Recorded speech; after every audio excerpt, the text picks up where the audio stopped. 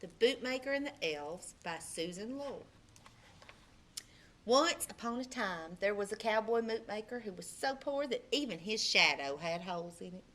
Trouble was the boots he made were just plain ugly, and they pinched so hard that nary a cowboy would buy them. "Honey," he said to his wife one day, "we're plumb broke." It was true.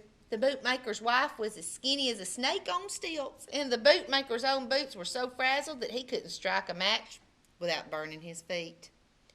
But he still had enough leather to make one last pair of boots. He cut them out before he went to bed, planning to start sewing on them the next day. Bright and early he went to his workbench, and his jaw dropped clear down to his kneecaps. "Well, I'll be hornswoggled," he cried. "Great day in the morning," gasped his wife, peering over his shoulder. There stood a finished pair of beautiful boots, tall, shiny, and black as midnight under a skillet. The tops were hand-tooled with stars and roses, and smack dab on the tip of each pointed toe was stitched a lucky horseshoe. "But where did they come from?" asked the bootmaker's wife. Dazed, the bootmaker just shook his head. He studied one of the boots and saw that every stitch and curve was perfect. These boots were masterpieces.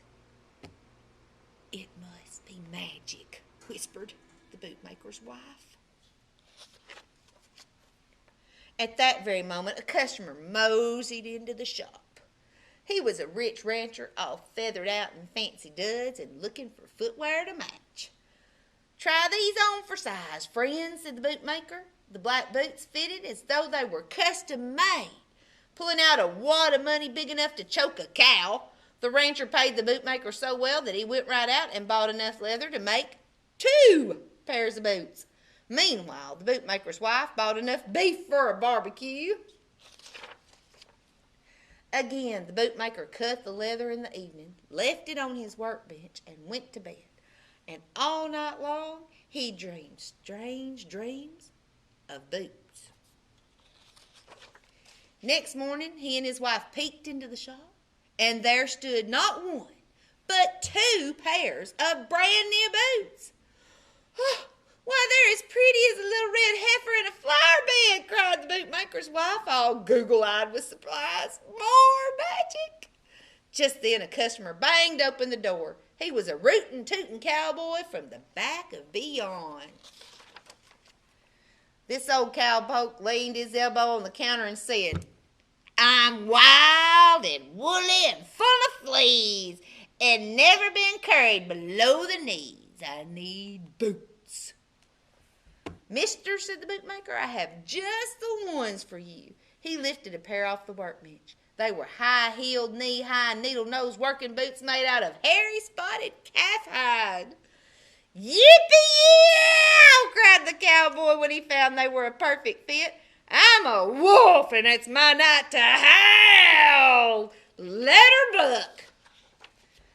The buckaroo went swaggering down the street, and soon afterward a new customer arrived. She was the best horse trainer in the whole territory. "I can teach a wild mustang to turn on a biscuit and never break the crust," she said, "but my boots are worn to a shred." "Ma'am," answered the bootmaker, "I have just the ones for you." She put them on her feet and smiled. "Delicious," she said.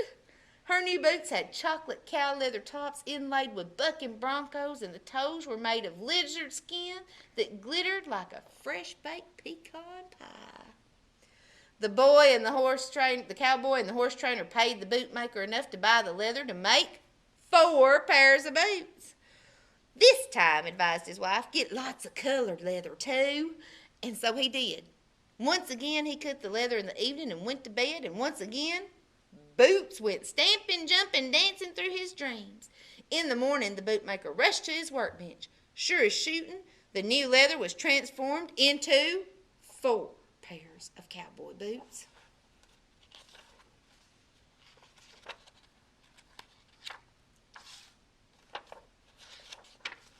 The first pair were 2 giant boots with silver longhorn cattle on the front and golden oil derricks on the back, lone stars on the toes, and yellow roses in between.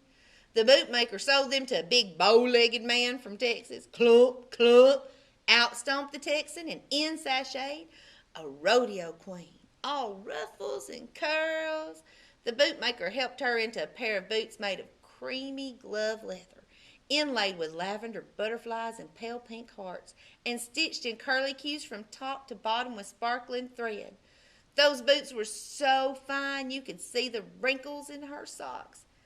Mighty nice, purred the rodeo queen. The last two pairs were pee-wee boots, chili pepper red and sky blue, decorated with suns and moons and rattlesnakes and cactus. The bootmaker sold those boots to a little cowboy and a little cowgirl. Yahoo! They shouted and skipped away. And so it went. Every night the bootmaker left the leather, and every morning the magical boots appeared. And the bootmaker and his wife were in hog heaven, but they were also mighty curious. Honey, said the bootmaker to his wife one day, why don't we hole up somewhere tonight and find out who's helping us? His wife agreed, and so they lit a candle, hid in the closet, and kept their eyes peeled. Till right at the stroke of midnight, two cute little critters came tippy-toeing into the room. Pack rats, whispered the bootmaker. Dad-ratted varmints. Shh, hissed his wife. Those are elves. Hopping onto the workbench, the elves began to sew and hammer faster than greased lightning. The bootmaker rubbed his eyes in disbelief. Watch how they do it, breathed his wife. Scraps of crocodile, ostrich, buffalo, and buckskin flew through the air in all colors of the rainbow. Fancy shapes and stitches flowered upon the leather. Bang! On went the high heels. Swish, swish, swish! And the boots were polished and set in a row, and lickety-split, the elves were gone. The next morning, the bootmaker's wife said, those two little half-pints are making us rich, but they're running around in the cold without enough clothes to dust a fiddle. They sure look puny, the bootmaker agreed. I know what, said his wife. I'll make them each a brand spanking new outfit, and you can make 2 pairs of itty-bitty boots. But before he set to work, the bootmaker sat still as a stone for a long time, thinking. Magical new ideas tickled his brain.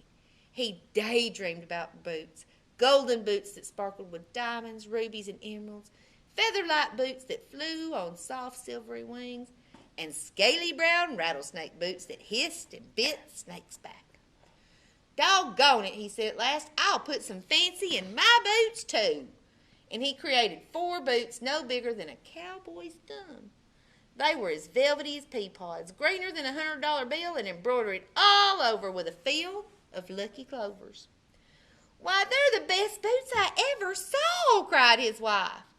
That evening, instead of leaving leather on the workbench, the bootmaker and his wife laid out 2 small sets of blue jeans, western shirts, cowboy hats, socks, and marvelous miniature money-colored boots. And then they watched and waited. Sure enough, right on the stroke of midnight, the elves scurried into the room. When they discovered their presence, they were just as pleased as a little dog with 2 tails. Everything was a perfect fit. Then their tiny toes began to tap, and the elves began to dance and sing, Whoopee-ki-yay, now it's time to play. They did the polka down the workbench, do-si-doed amongst the chairs, and 2-stepped round and round the bootmaker's shop, singing, Yodelay-ee-oo, happy trails to you. Then those 2 little elves scooted their boots right out the door, and nobody ever saw hide nor hair of them again.